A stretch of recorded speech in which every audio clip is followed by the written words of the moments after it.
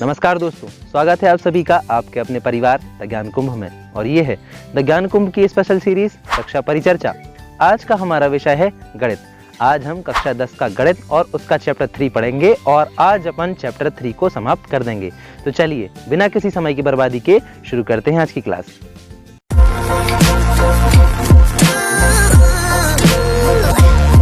तो आगे की क्लास के लिए हम आ गए हैं बोर्ड पर। आप भी अपने हाथों में नोटबुक और पेन लेकर एकदम तैयार हो जाइए ताकि यहां बताए हुए एक एक पॉइंट को आप लोग नोट करते हुए चलें। तो जैसा कि आप लोग जानते ही हैं कि 3.6 का समापन या कहें थर्ड चैप्टर का समापन अपन पिछले वीडियो में करने वाले थे, लेकिन लास्ट सवाल जो 3.6 का लास्ट वाला सवाल आया वो कुछ ऐसा आया कि उसमें मैंने इक्वेशन बना के छोड़ भी दिया था। कुछ बच्चों के कमेंट्स आए कि सर वो वाला जो है वो पूरे से आप दोबारा से इक्वेशन बनवाएं और फिर उसको पूरा सॉल्व करवाएं। तो चलिए फिर अपन उसको सॉल्व करेंगे। तो चलिए सबसे पहले अपन ये लास्ट वाला पॉइंट पढ़ लेते हैं। वैसे तो इसकी इक्वेशन मैं आपको पहले बनवा चुका हूं, लेकिन कमेंट के अकॉर्डिंग इस इक्वेशन को हमें दोबारा बनवाना पड़ेगा। तो चलिए सबसे पहले सवाल पढ़ते हैं। सवाल क्या है? सवाल ये है कि रूही अपने घर के लिए 300 किलोमीटर का ट्रैवल करती है। यदि वो 60 किलोमीटर ट्रेन से चले और बाकी बचा हुआ बस से, तो वो अपने घर तक पहुंचने में 4 घंटे का समय लेती है।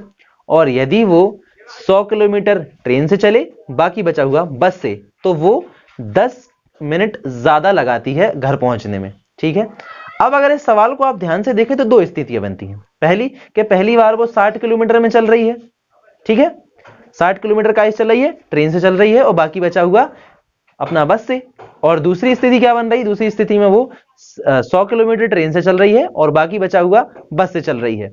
दोनों में अंतर दूरी के साथ साथ समय का भी आता है। यदि वो जब 60 किलोमीटर चलती है तब वो 4 घंटे लेती है, और जब वो 100 किलोमीटर ट्रेन से चल रही है तो वो 10 मिनट ज्यादा लेती है।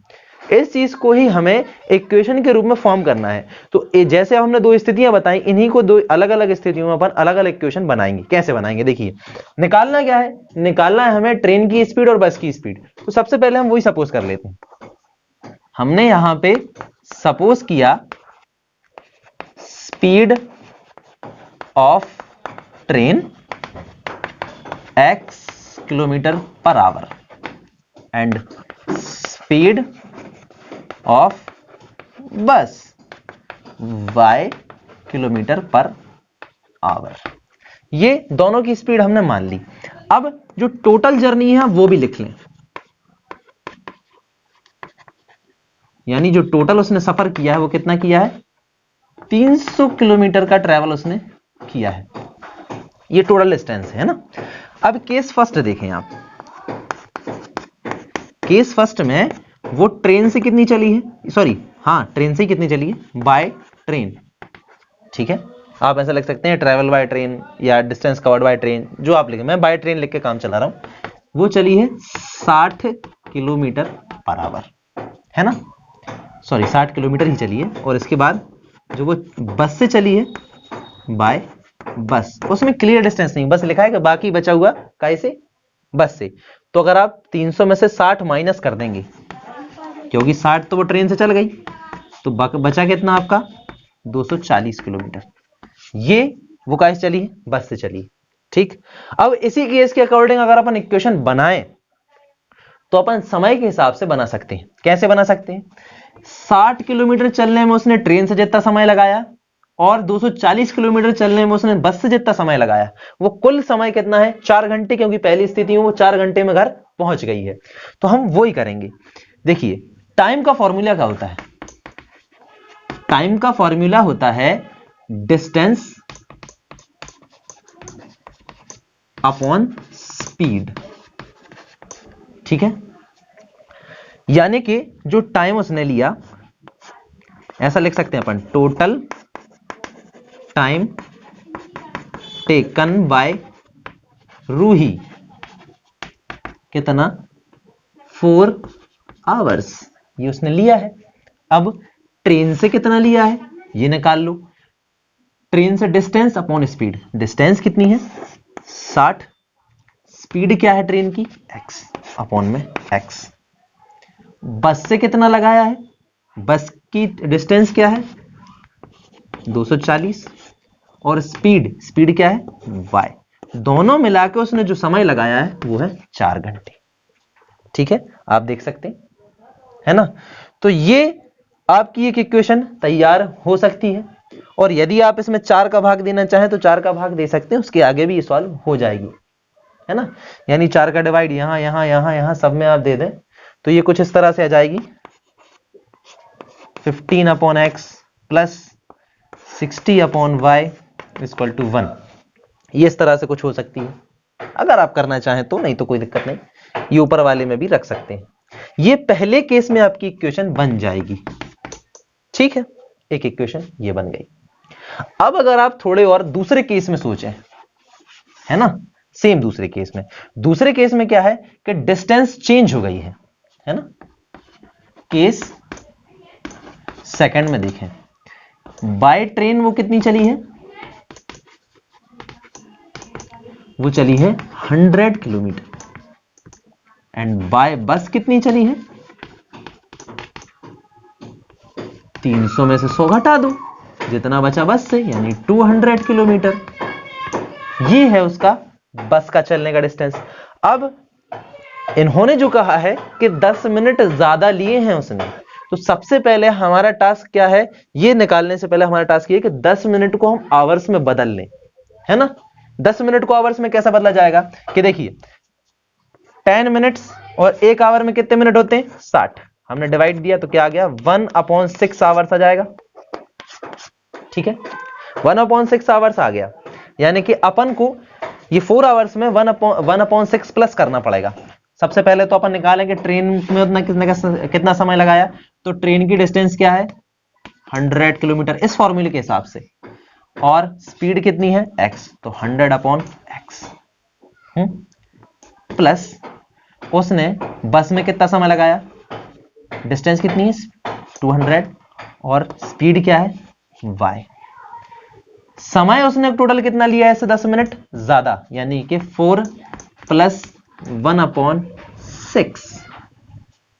ठीक, अब इनको आप वैसे ही रखें, यानी कि 100/x रहे, 200/y रहे, बराबर में अगर इसको सॉल्व करेंगे तो 6 का मल्टीप्लाई यहां होगा डायरेक्टली, ये हो जाएंगे 24, और 24 प्लस 1 तो 25/6। देख सकते हैं आप, ये इक्वेशन 1 बन चुकी है, ये इक्वेशन सेकंड बन चुकी है। हमारे पास 2 इक्वेशन हैं, अब हम चाहें तो इनको सॉल्व कर सकते हैं। तो चलिए अब इनको अपन डायरेक्टली सॉल्व करेंगे। तो इक्वेशन बनाते बनाते मुझे एक बात ये समझ में नहीं आई कि लॉकडाउन में रूही ने इतना ट्रेवल कर कैसे लिया। चलो जैसे भी कर लिया, इक्वेशन बन चुकी है, अब बारी है इनको सॉल्व करने की। ठीक है, तो 2 इक्वेशन हमारे सामने हैं, इनको सॉल्व करने का तरीका अपन पहले भी जान चुके हैं, फिर भी अपन को करना तो पड़ेगा ही। चलिए करते हैं। देखो यहां अगर आप नंबर्स देखें 60, 240, 100, 200, 25/6, 4, बहुत बड़े बड़े से नंबर और बहुत कॉम्प्लिकेटेड सा सवाल, इतने बड़े नंबर हमें चाहिए ही नहीं है, हम इनको रिड्यूस करेंगे, है ना। सबसे पहले हम इन नंबर्स को रिड्यूस कर लेंगे ताकि एक छोटे छोटे नंबर हमें छोटे अमाउंट में मिल जाएंगे, जिससे क्या हो जाएगा, सवाल थोड़े इजी हो जाएंगे करने में। तो वही करेंगे। देखो अगर अपन इस पूरे में 60 का डिवाइड दें, यानी कि अपॉन में 60 ला दें, है ना, और अपॉन में इसके भी 60, तो देखो 60 से 60 कटेगा, यानी ये 1/x बचेगा, और यहाँ 60 से 240 कटेगा, तो इधर क्या बचेगा 4/y बचेगा नहीं, और अगर यहाँ आप डिवाइड करेंगे तो 1/15 बचेगा। देखो कितने छोटे छोटे टर्म्स में आ गया। और अगर इसको देखो तो यहाँ देखो जाहिर सी बात है, इसमें भी 25, इसमें भी 25, इसमें तीनों में 25 का जा सकता है, तो दे दो 25 से डिवाइड, जहां जा रहा हो दे दो, इकट्ठा कर जा रहा हो कहीं, तो 25 से ऐसे, 25 से ऐसे, और 25 से ऐसे, ऐसे काटोगे तो हो जाएंगे 4/x, ये हो जाएगा 8/y, और ये बचेगा 1/6। अब कोई दिक्कत है, बड़े छोटे छोटे टर्म्स में आ गया ये, जिसको अब हमें ऐसा लग रहा है कि अपन आराम से सॉल्व कर सकते हैं।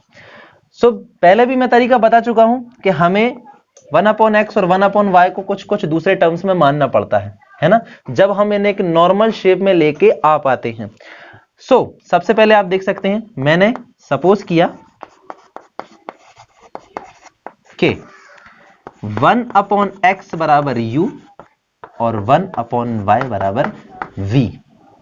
यहाँ तो 1/x है ही, तो ये हो जाएगा u प्लस इसको अपन 4 इंटू 1/y लिख सकते हैं। तो 1/y की जगह लिख दिया हमने 4, ये 4 वही रहा, और 1/y की जगह v बराबर में हो गया 1/15। ठीक है, ये इक्वेशन फर्स्ट थी, ये इक्वेशन थी सेकंड, तो ये इक्वेशन कितनी हो गई? थर्ड। ठीक है, अब यहां रखो सेम फंडा यही वाला, 4 इंटू 1/x 8 इंटू 1/y, तो 1/x की जगह क्या लिखना है हमें? 4u हो गया प्लस 8v हो गया, बराबर में बचा 1/6। ये हो गई हमारी इक्वेशन नंबर 4। तो देख सकते हो दोनों इक्वेशन बन चुकी है ना। तो अब इनको बस सॉल्व करना है हमें, तो चलो सॉल्व करेंगे। तो देखो अब अपन पहले अपन ने इक्वेशन बनाई, फिर इक्वेशन को रिड्यूस करा, अब बारी इनको सॉल्व करने की। देखो हमें मत कहना तुम बार बार कि यार सर कितना तुम सवाल बड़ा कर रहे हो। सवाल सर बड़ा नहीं कर रहा है, सवाल बड़ा है, ये एक्सेप्ट कर लो।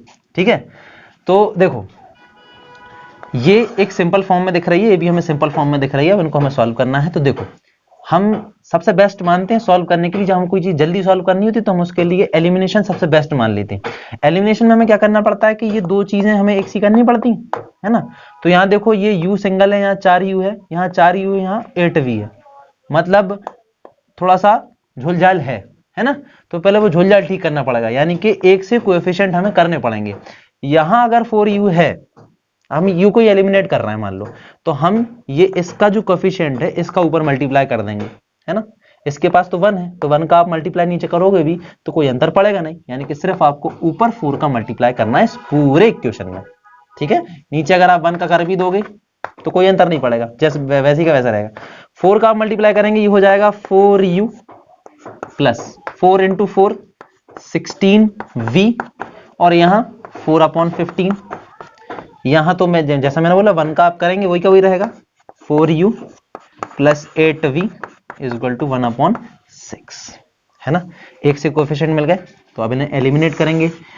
साइन का ध्यान रखें, जब साइन एक जैसे हो तो अपन को इनको सब्सट्रैक्ट करना है, और जब अलग अलग हो साइन पहले से तो फिर अपन को एडिशन करना है। यहां एक जैसे साइन है तो अपन को लिखना है इधर बाय सब्सट्रैक्शन, या हिंदी वाले हो तो लिख दें घटाने पर, है ना। हिंदी कितनी सरल है।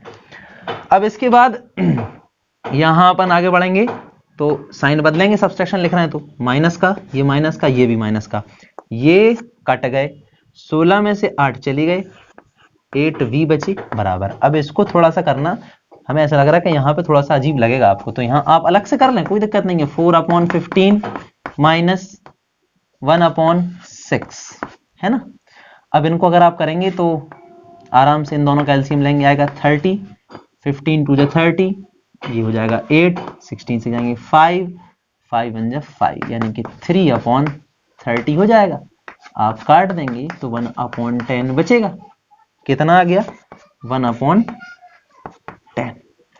तो v बराबर 8 की वैल्यू नीचे चली, 8 जो कि यहाँ मल्टीप्लाई में है, यहाँ चला जाएगा अपॉन में, तो 10 इंटू 8, v की वैल्यू हमारे पास आ गई 1/80, है ना। अब इस वैल्यू को हम कहीं पे भी रख सकते हैं, है ना। हमारे पास 4 भी है, 8, ये 8v भी है, तो आप देखें ध्यान से, यहाँ पे 8 है ना, 8 से 80 चला जाएगा, अपन इसको इसी में रख देते हैं। सो हमने पुट द वैल्यू ऑफ, ऐसा लिख सकते हैं, ये मैं मिटा दूं ताकि यहाँ मुझे जगह मिल जाए थोड़ी सी, बोर्ड पे क्या जगह कम है, ठीक है। तो यहाँ लिख दूंगा मैं फ्रॉम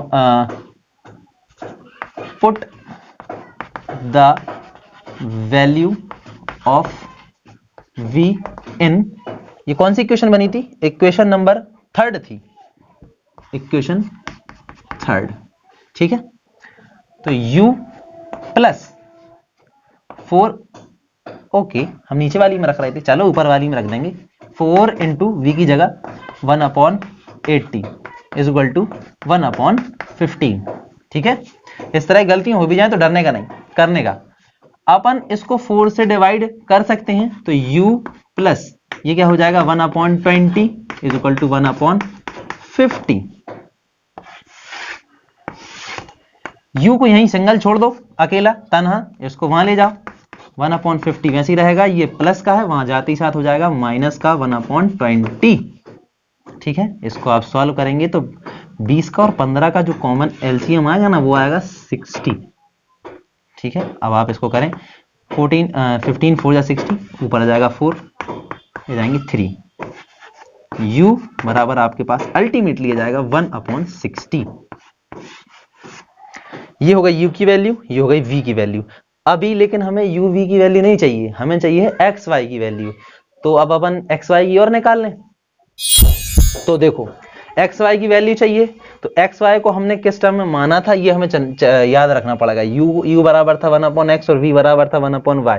यू की अभी अभी हमने वैल्यू निकाली 1/60 बराबर 1/x, v की अभी अभी निकाली हमने 1/80 बराबर 1/y। अब आप क्रॉस मल्टीप्लाई कर दो, इसका इधर कर दो, इसका इधर कर दो, तो x का 1 में x बन जाए x, 60 का 1 में 60 आ गई, और 80 का यहाँ कर दें, 1 का y का यहाँ कर दें तो y बन जाए y, 80 का यहाँ होगा तो 80 बन जाए 80। ठीक है, x का थी स्पीड ऑफ ट्रेन थी, तो स्पीड ऑफ ट्रेन कितनी है 60 किलोमीटर पर आवर, और y क्या था स्पीड ऑफ बस, तो स्पीड ऑफ बस ये कितनी है 80 किलोमीटर पर आवर। दोनों निकाल दी है ना। उम्मीद है आपको ये सवाल अब समझ में आ गया होगा और सवाल करने में मजा भी बहुत आया होगा। तो आज की वीडियो के लिए बस इतना ही। मुझे मालूम है कि थर्ड चैप्टर कंप्लीट करने में बहुत समय लग चुका है, लेकिन क्या करें, अब सवाल इतने बड़े बड़े हों तो टाइम तो लगेगा ही, जाहिर सी बात है। तो उम्मीद करते हैं आपको ये वीडियो पसंद आई होगी। यदि पसंद आई है तो इसे लाइक कर दीजिए, अपने अधिक से अधिक दोस्तों के साथ इसे शेयर कर दीजिए, और ऐसे ही कंटेंट के लिए हमारे चैनल द ज्ञान कुंभ को सब्सक्राइब भी कर दीजिए। धन्यवाद।